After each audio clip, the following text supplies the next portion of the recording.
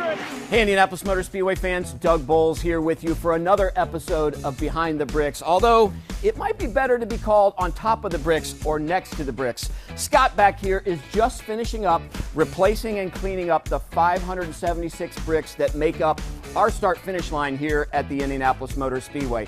We wanted to give you a behind-the-scenes look of what we have done for the first time in almost 20 years in fixing up our yard of bricks.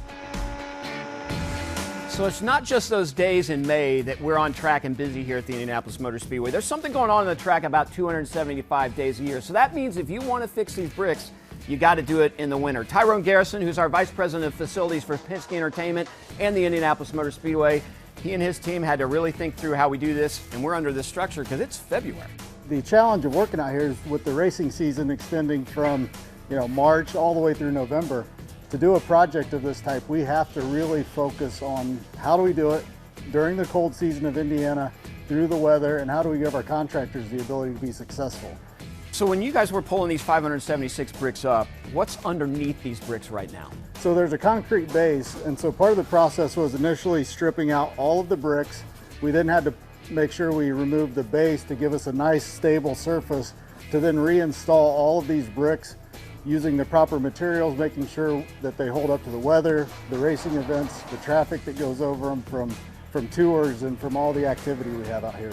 So the heat's really important too, because you can't really do this work when it's cold, so you have to keep this sort of climate controlled in here. So part of it is the enclosure. That's the biggest, that's step one, is to get this thing enclosed, be able to control the environment, be able to keep it out of the rain, out of the cold weather, and do that through February, which is really challenging in Indiana.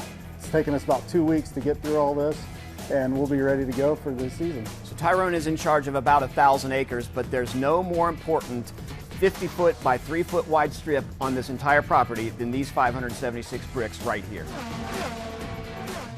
So most everybody knows the story. In 1909, over 63 days, we actually paved the Indianapolis Motor Speedway with 3.2 million bricks. And then Carl Fisher and the governor of Indiana actually put a gold, what they called a gold brick, in at start-finish line. Nobody knows where that one is today.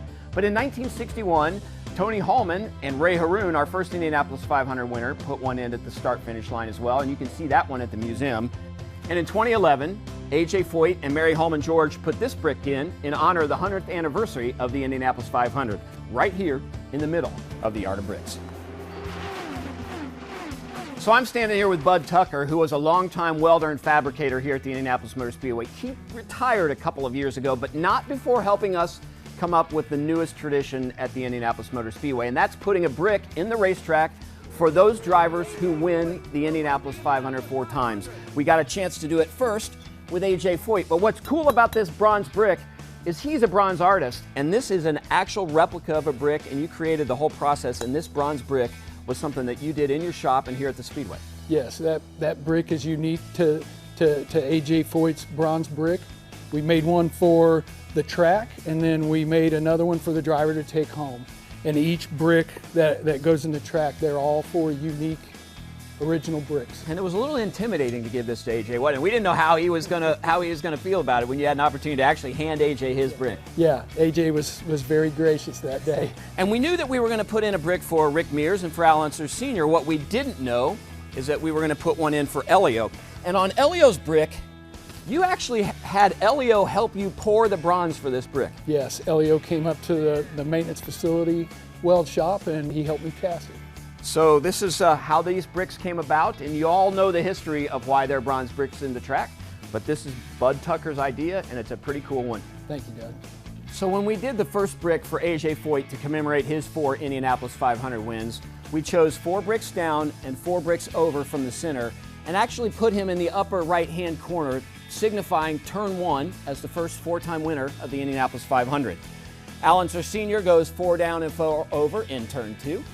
You've got Rick Mears, 4 up and 4 over in turn 3, and Elio's is going to go 4 up and 4 over in turn 4. So these will be here next time you're at the Indianapolis Motor Speedway. You can check them out. Something kind of cool, and I'm not going to give a secret away, but listen to this. AJ's brick has something special in it. So now you know the story.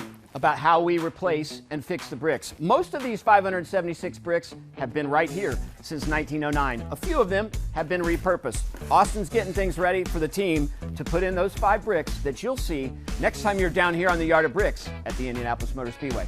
Thanks for joining us on Behind the Bricks. We'll see you next time.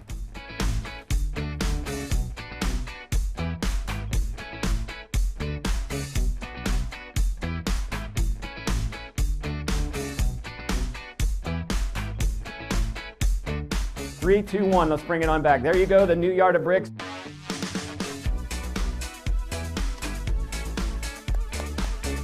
What an honor. Amazing.